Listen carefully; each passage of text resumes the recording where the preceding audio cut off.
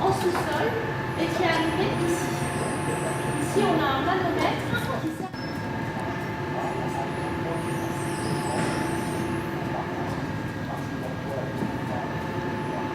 Quand on essaye de coller des aimants entre eux, si on essaye de mettre le plus sur le... Du papier peint velouté anglais, le style Liberty Fleury. Puis c'est le blocus continental. Napoléon Ier, en froid avec les Anglais, empêche l'importation de produits manufacturés. La production se développe en France, et c'est l'essor sans précédent du papier peint dans un pays en pleine évolution sociale. Au XIXe siècle, la France maîtrise les techniques anglaises et domine la production européenne. Mais voici qu'apparaît Isidore.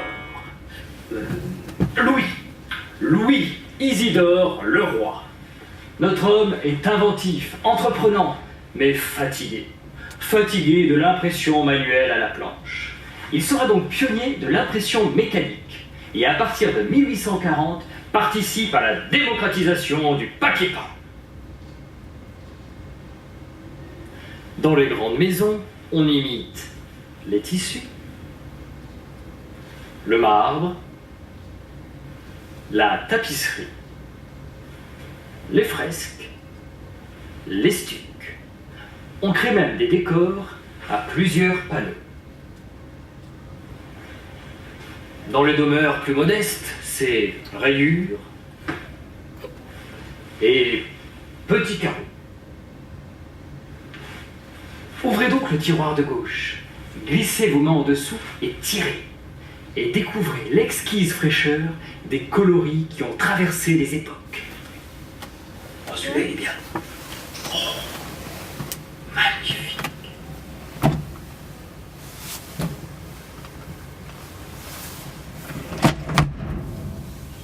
Entrons dans la grande valse des motifs. Début 20e, des bouquets, des fleurs. Oh, les fleurs. Les fleurs. Et sachez-le, les produits Leroy ne se fanent jamais.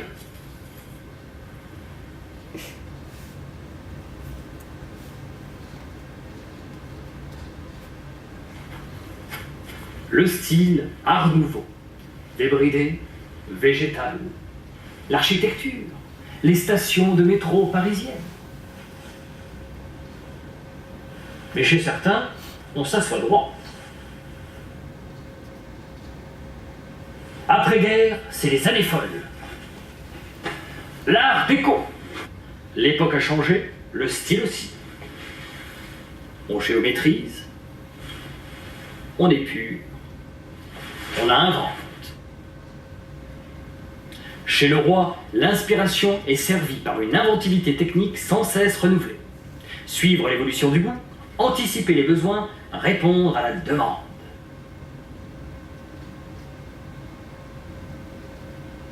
Graphisme sobre, couleurs saturées, cohabitent joyeusement au fil du temps pendant les 30 Glorieuses.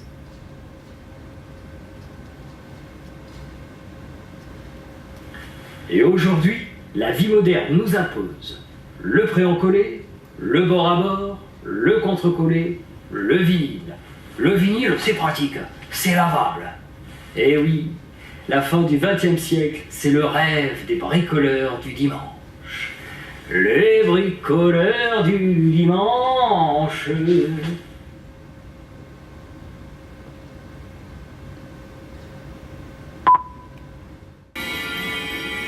Encore lui. Au commencement du papier peint est le dessin. Lignes fines, rayures charnues, creux, pleins et déliés.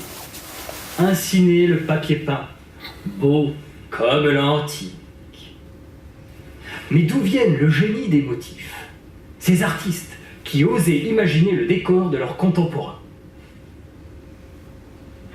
Certains de ces dessinateurs intégraient l'usine et crayonnaient juste à côté des bureaux de la direction. D'autres, pleins d'espoir, arrivaient chez Leroy, leur esquisse sous le bras. Et puis il y avait les concours. 1928 par exemple. une synthèse de l'art actuel et de la décoration murale. Et au bout, un rêve, celui de créer un succès, éphémère ou intemporel, comme ces productions Leroy qui ont traversé les époques et se sont vendues sur des décennies.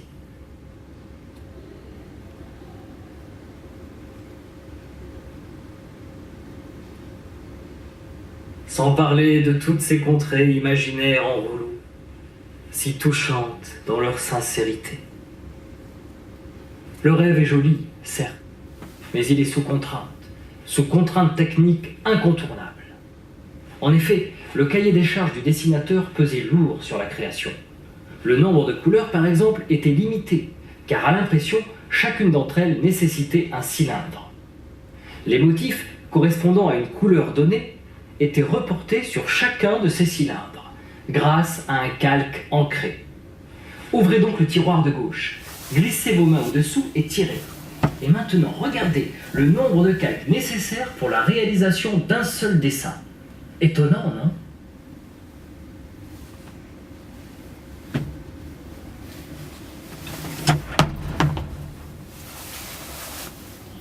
Monsieur.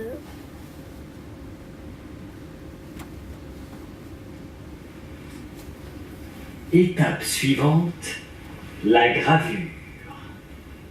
Selon les époques, elle se faisait en relief ou en creux, sur bois, sycomore, érable ou sur métal.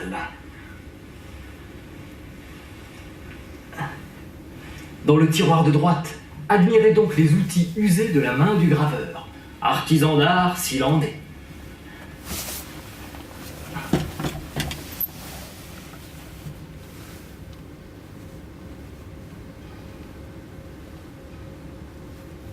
Et finalement, comme des tampons en creux, les cylindres imprimaient le papier. Et le résultat était du plus bel effet. Des colonnes corinthiennes, piliers de l'industrie du papier peint. La conception d'un papier peint, un tiers de rêve, un tiers de flair, un tiers de technique.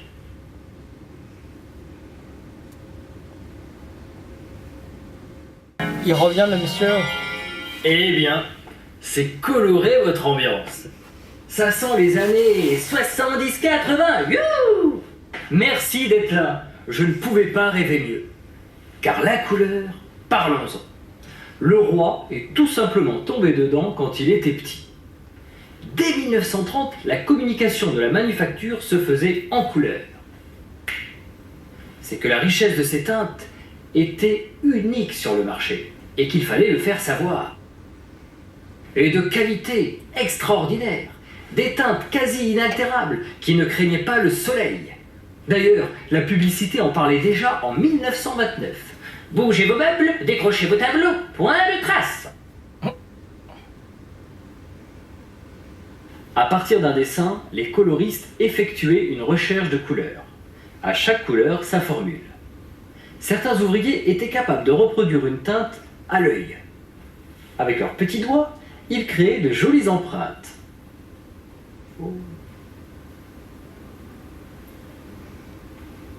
Ils créaient ainsi des nuanciers sur lesquels ils choisissaient la bonne tonalité.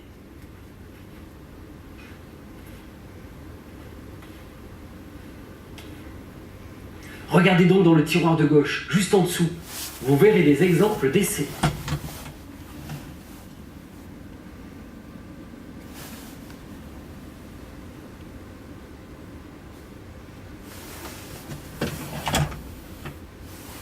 Il y avait un bleu Leroy, un cobalt presque pur, et aussi le rouge Leroy, si profond. La plupart des dispositifs n'imprimaient qu'une douzaine de couleurs, mais il y avait la 26 couleurs Leroy. Wouh! Une machine unique au monde, une gamme de combinaisons inédites. Regardez donc dans le tiroir de droite, la gamme chromatique de papier peint Louis XIV. Les couleurs Leroy, c'est moi.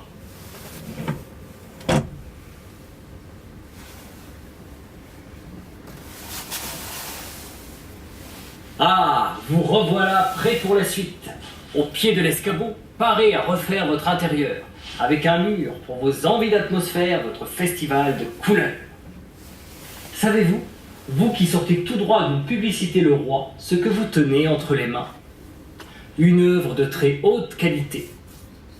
Même si à votre époque, en 1972, les couleurs naissaient plutôt des balbutiements de la technologie.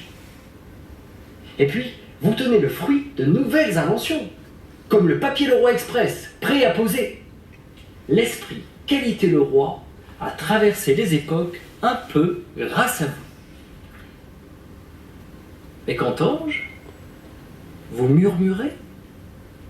Quoi? Vous avez fini par prendre en grippe le papier peint de votre chambre d'adolescent? Et vous? Les grosses fleurs, ça vous fait ricaner?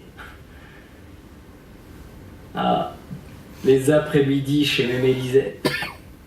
Moquez-vous, moquez-vous. Le papier peint est pourtant la plus douce des nostalgies. En partant, regardez donc dans la vitrine et dites-moi si le supposé bon goût n'est pas tout simplement lié à l'air du temps.